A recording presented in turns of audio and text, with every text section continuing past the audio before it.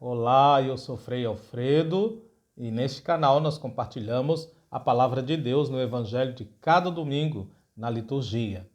Desde já eu peço a você que possa se inscrever, curtir e compartilhar, que nos ajudará muito. E quem já o fez, muito obrigado, muito obrigado.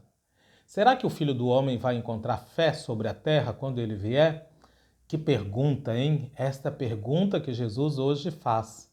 Lá no Evangelho de Jesus Cristo segundo Lucas, capítulo 18, de 1 a 8.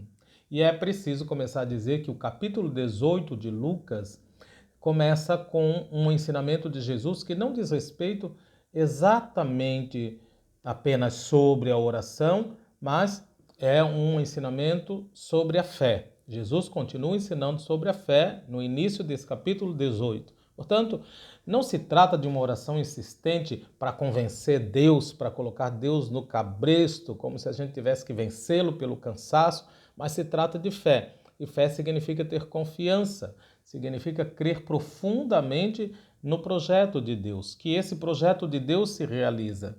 E qual é o projeto de Deus? O projeto de Deus é o reino, é o seu reino. Quanto à oração, é bom lembrar que já lá no capítulo 12 deste evangelho, Jesus já havia ensinado amplamente sobre a oração. E, por exemplo, apresentou Deus como um pai que cuida bem dos seus filhos, que não dá uma cobra quando pede um peixe, que não dá um escorpião quando pede um ovo. Um pai que não só vai ao encontro das urgências dos seus filhos nas horas de emergência, mas até se adianta, ele precede essas necessidades porque é um pai, como Jesus nos apresentou, que sabe de tudo que os filhos precisam, todas as necessidades dos seus filhos. Portanto, não há necessidade aqui de elencar, de fazer uma lista dos nossos pedidos, e necessidades, porque Deus já as conhece. Portanto, tira a oração daquela infantilidade apenas da petição e nos coloca numa outra dinâmica, numa outra relação de fato de comunhão com Deus. Mas aqui é sobretudo a respeito da fé. Concluindo esse ensinamento sobre oração, Jesus havia dito assim, lá anteriormente: buscai em primeiro lugar o reino de Deus e tudo mais vos será acrescentado. Portanto, o reino é objeto da oração, é assunto da oração, sim, e justamente por isso na oração do Pai Nosso se insere: venha a nós o vosso reino, que é a realidade de uma sociedade alternativa, onde o poder, o status, o ser superior aos outros não é o mais importante, aliás, é até algo que não faz parte do reino, porque lá neste reino só serve partilhar, servir, colocar-se como pequeno. Então, esse texto do Evangelho deste 29º domingo do tempo comum não trata apenas sobre a insistência da oração ou perseverança, repito, como se Deus fosse surdo e a oração fosse a súplica insistente para lembrá-lo que temos alguma necessidade, porque se assim fosse, esse seria o Deus dos pagãos e não o Deus, o Pai de Jesus, que Jesus nos apresentou. Trata-se então de um ensinamento sobre a certeza da promessa de Deus que são realizadas, ainda que aparentemente pareça que não, pareça o contrário. Como o evangelista escreve que Jesus dizia-lhes, o que indica que Jesus falava para os seus discípulos, os mesmos discípulos que têm demonstrado não ter um mínimo de confiança, haja vista a parábola ter como tema a necessidade de rezar sempre. Isso demonstra isso, sem jamais se cansar. Portanto, repito que o ensinamento não é só sobre a oração, porque a oração é um meio. O ensinamento principal é sobre a justiça e sobre a fé. O termo justiça nesse evangelho aparecerá 4 vezes e trata-se da justiça do reino, a nova vida, a nova sociedade que Jesus veio inaugurar. A parábola conta que numa cidade vivia um juiz que não temia a Deus e que não se importava com ninguém, e aí está o retrato que Jesus pinta desse juiz, como uma pessoa prepotente, desonesta, insensível e soberba. Logo nos vem à mente o anúncio que Maria havia feito no Evangelho com seu Magnífica, seu canto sobre o projeto de Deus, sobre a criação, mas um projeto que, para realizar-se, necessita da colaboração das pessoas. Maria havia dito que Deus dispersou os soberbos, derrubou os poderosos dos seus tronos, e que aqui temos o juiz, que é poderoso, soberbo. Mas Maria continua cantando que Deus elevou os humildes, cobriu de bens os famintos e despediu os ricos de mãos vazias. Esse é o projeto de Deus e é sobre a fidelidade a esse projeto que Jesus insiste. É nisso que que os apóstolos, os seus discípulos e cada um de nós precisamos crer de fato. É essa fé que os seus discípulos devem ter. Esta fé que devem fazer na prática, agir para colaborar com esse projeto do reino. Naquela cidade, continua o texto, havia também uma viúva. E a imagem da viúva na Bíblia representa as pessoas mais vulneráveis, as pessoas que não tendo a figura do homem ao seu lado para compartilhar as dificuldades da vida, vive à mercê de todos e todos. A vulnerabilidade é a característica principal da viúva. Trata-se então de uma pessoa marginalizada, sem proteção e mais necessitada de todas as pessoas. Gostaria de lembrar também que Deus na Bíblia é chamado de o defensor das viúvas, porque Deus tem essas criaturas marginalizadas no seu coração. Nunca estar do lado desse juiz, soberbo, prepotente, que oprime, que é insensível ao sofrimento do outro, mas está do lado da viúva. Então, esta viúva procurava esse juiz e suplicava: faze-me justiça contra o meu adversário. Mas só Deus sabe o que ela estava passando. Esta é a primeira das 4 vezes, então, que aparece o termo justiça no texto do Evangelho. Durante algum tempo, esse juiz se nega a fazer justiça.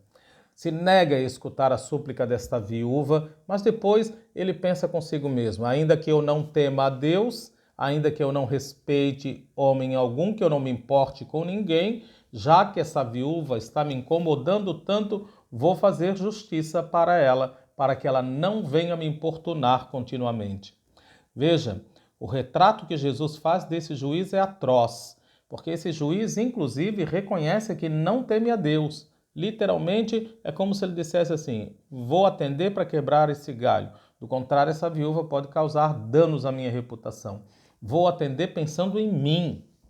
Ele vai atender essa viúva pensando nele para que ela não o incomode mais e para que ele não fique com a sua reputação manchada. Aí então Jesus acrescenta: escutai o que diz o juiz desonesto. E aqui faz um convite aos seus discípulos, dá uma lição através da pergunta: e Deus não fará justiça aos seus eleitos que gritam dia e noite e clamam por ele? Na verdade, gritar dia e noite nos Salmos lá do Antigo Testamento é a imagem do grito dos oprimidos. Será que Deus, fará que esperem muito tempo? Eu vos digo que fará justiça a eles prontamente, rapidamente. Portanto, Jesus garante que o projeto de Deus sobre a humanidade, o projeto de Deus sobre o reino, onde os falsos valores do ter, do mandar, da ganância se contrapõem aos valores da justiça que criam fraternidade, que é a partilha, o serviço. Este é o reino de Deus. Há uma sociedade alternativa que Jesus assegura que se realizará. Mas, para que o reino se realize, é necessário que os seus discípulos colaborem. Colaborem com Jesus, rompendo com esses valores falsos da sociedade, e se eles não fizerem, se não tiverem essa fé, esse reino não poderá se realizar. Porque conta com os discípulos, conta com cada um de nós. É através de nós e do ensinamento que Jesus nos deixou como herança que esse reino vai se estabelecer. É por isso que depois Jesus conclui com uma expressão que parece carregada de amargura, aparentemente. Mas será que o Filho do Homem encontrará fé sobre a terra quando ele voltar? Aquela pergunta com a qual começamos hoje. Na verdade, Jesus está se referindo a ele mesmo, o Filho do Homem, que virá com a destruição de Jerusalém, porque é a vinda do Filho do Homem, ela vai coincidir com a destruição de Jerusalém. O fato é que não encontrará fé sobre a terra. E é o Evangelho segundo Lucas que indica isso. Quando termina o Evangelho de Lucas, amargamente com os discípulos, não obstante todo o ensinamento de Jesus, não obstante tudo o que Jesus falou e fez, ainda continuam a frequentar o templo. Depois da ascensão de Jesus, voltaram para Jerusalém, voltaram para o templo, justamente para onde não deveriam ter voltado. Portanto, é a conclusão de que não tem fé ainda. Justo aquele lugar denunciado por Jesus como o covil de ladrões. Justo aquele lugar onde Jesus havia denunciado a destruição, que não ficaria pedra sobre pedra, justo aquele lugar em que Jesus estava sempre ameaçado pelas autoridades judaicas. Para os discípulos, esse lugar ainda representa um valor. E isso mostra que ainda não romperam com o passado, com a instituição e com o poder. É preciso romper com tudo isso, porque se não se rompe com isso, o reino de Deus não pode emergir. É preciso romper com isso. Hoje, Jesus ainda pergunta: encontrarei fé quando eu voltar?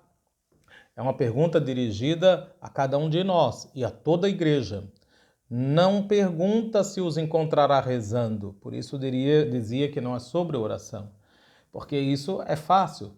Jesus poderia ter dito: será que eu vou encontrar vocês rezando em oração quando eu chegar? Não diz isso, mesmo que o valor da oração perseverante seja indiscutível. Pergunta se encontrará fé, porque é da fé que nasce a oração, não é o contrário.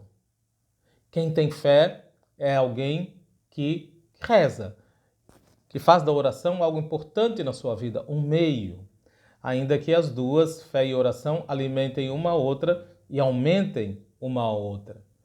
Que nós possamos ter uma resposta para essa pergunta de Jesus.